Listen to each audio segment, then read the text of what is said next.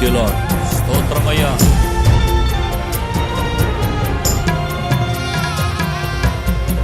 లోకము నన్ను ఆకర్షింపగా, అల్లరితనము నా చుట్టూ చేరగా, ఓటమి నా బ్రతుకును హేళన చేయగా, నీ కృపతో నన్ను బలపరచితివే.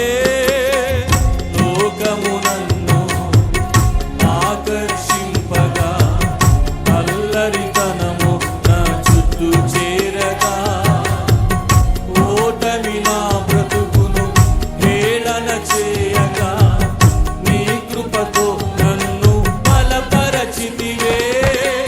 ఇంతగా నన్ను హెచ్చించుటకు ఏ పాటి వాడను యేసయ్యా.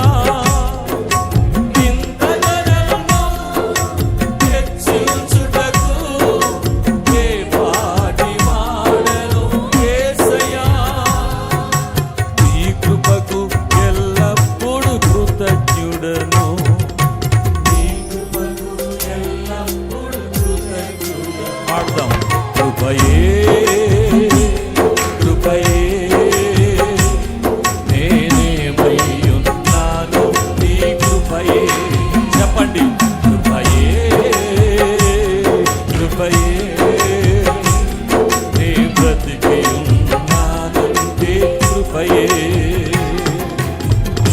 అర్హత లేకున్నా ప్రేమించావు, ఇది కేవలం నీ కృపయే.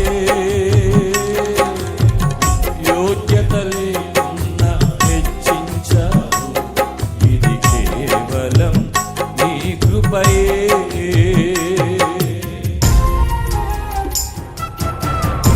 ఆయన కృపను జ్ఞాపకం చేసుకుంటూ ఆరాధన చేద్దాం.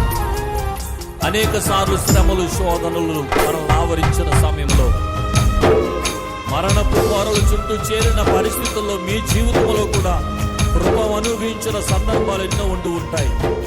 ఆరాధన చేద్దాం.